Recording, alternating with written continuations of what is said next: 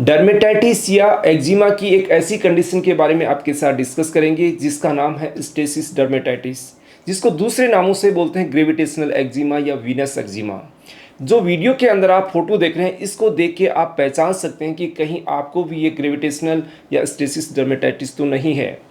ये कंडीशन क्यों डेवलप होती है, इस कंडीशन के क्या क्या रीजंस हो सकते हैं, इससे हम कैसे निजात पा सकते हैं और होम्योपैथिक दवाइयाँ कैसे आपकी मदद करेगी। तो चलिए बिना देर के वीडियो को स्टार्ट करते हैं। मैं हूं डॉक्टर रामदेव लमोरिया, एक होम्योपैथिक कंसल्टेंट, और हम बात कर रहे हैं स्टेसिस डर्मेटाइटिस के बारे में।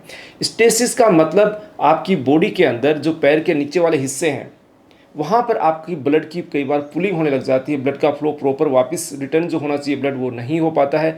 ब्लड की पुलिंग की वजह से वहाँ पर फ्लूइड का रिटेंशन होता है, सूजन आती है, और सूजन के साथ आपकी स्किन के अंदर कुछ ऐसी कंडीशंस डेवलप होती है, वहाँ स्किन का पार्ट स्वेलिंग करने लग जाता है, सूजन आने लग जाती है, डिस्कम्फर्ट, दर्द, टेंडरनेस पैदा होने लग जाती है। तो इसी कंडीशन को बोलते हैं स्टेसिस डर्मेटाइटिस।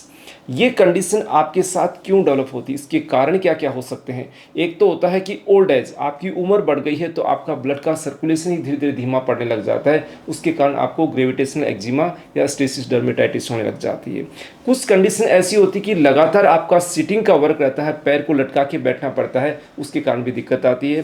थर्ड नंबर के कारण ये होता है कि आप एक्टिविटी नहीं करते हैं, एक्सरसाइज नहीं करते हैं, तो भी आपको ये दिक्कतें आ सकती है। या फिर आपकी ब्लड सर्कुलेशन में कोई दिक्कत है, उसकी वजह से दिक्कत आ सकती है। या फिर आपको कई बार वेरिकोस वेन की समस्या होती है। वेरिकोस वेन में क्या होती है कि जो आपकी वेन्स होती है, खून की नलियाँ होती है, फूलने लग जाती है वहाँ पर। उसके साथ साथ में आपको डर्मेटाइटिस की शिकायत रहने लग जाती है, जिसको हम स्टेसिस डर्मेटाइटिस का नाम देते हैं। तो ये तो कॉमन कारण हो गए जिसकी वजह से आपको ये दिक्कत आ रही है, जिस स्टेसिस डर्मेटाइटिस पैदा हो रही है। लेकिन कुछ ऐसे सिस्टेमिक डिजीज़ भी होती हैं जिसकी वजह से आपको दिक्कत हो सकती है, जैसे हाइपरटेंशन है, किडनी से रिलेटेड कोई डिजीज़ है जिसकी वजह से आपके अंदर बॉडी के अंदर फ्लूइड का रिटेंशन हो रहा है, तो भी आपको स्टेसिस डर्मेटाइटिस पैदा हो सकता है। ओबेसिटी, यानी आपका मोटापा ज़्यादा है, तो भी आपको ये दिक्कत आ सकती है। जैसे प्रेगनेंसी के अंदर है, महिलाओं के अंदर बच्चा पेट में पल रहा होता है, तो उसकी वजह से ब्लड का सर्कुलेशन प्रॉपर नहीं होने के कारण भी आपको ये कंडीशंस डेवलप हो सकती है। वेरिकोस वेन, मैंने आपको भी बताया कि आपकी खून की नलियाँ अगर फैलने लग जाती है, उसके कारण फ्लूइड का रिटेंशन होता है, और वहाँ पर आपको स्टेसिस डर्मेटाइटिस की कंडीशन डेवलप होने लग जाती है। अब हम बात करते हैं कि अगर आपको ये समस्या है तो ट्रीटमेंट से पहले आप इसको मैनेज कैसे करें, क्योंकि ये समस्या आप देख रहे हो कि लंबे समय से रहती है। काफ़ी सारे ट्रीटमेंट ले लेते हैं, दवाइयाँ खा लेते हैं, लेकिन उसके बावजूद भी अच्छा इंप्रूवमेंट आपको नहीं मिल पाता है। तो उसमें वहाँ पर आपके कहीं ना कहीं मैनेजमेंट की कमी रहती है। मैनेजमेंट में यही है कि अगर आपको पैरों के नीचे वाले हिस्से में है तो आपको उन पैरों को मूवमेंट, जब भी आप पैर लटका के बैठते हैं तो या तो उनको मूवमेंट करें। पैर अगर आप मूवमेंट से भी अगर आपको आराम नहीं मिल रहा है तो आप पैरों को ऊपर रखें, आप बैठ सकते हैं। जैसे सामने चेयर रख दी, उसके ऊपर रखें, तो आप इस तरीके से बैठें, या लंबे समय तक बैठे रहने का काम नहीं रखें, मूवमेंट करें, चलते रहें या ब्रिस्क वॉक करें, उससे भी आपको इस चीज़ में राहत मिलेगी।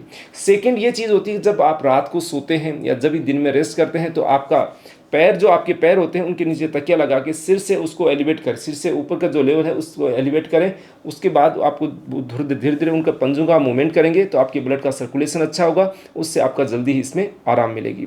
थर्ड नंबर की चीज़ आती है कि जब भी आप खड़े रहते हैं, लंबे टाइम तक आपका खड़े रहने का काम है, तो आप स्टोकिंग का इस्तेमाल करें, कंप्रेसिव कोई भी चीज़ होती है उसका इस्तेमाल करें, जिससे भी आपको, जैसे सॉफ्ट बैंडेज है, आपको उसको कंप्रेस हल्का हल्का बांध लिया, तो उससे भी आपको इसमें अच्छी राहत मिलेगी।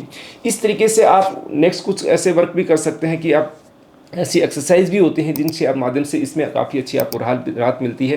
तो ये चीज़ें करके आप इस चीज़ को मैनेज कर सकते हैं।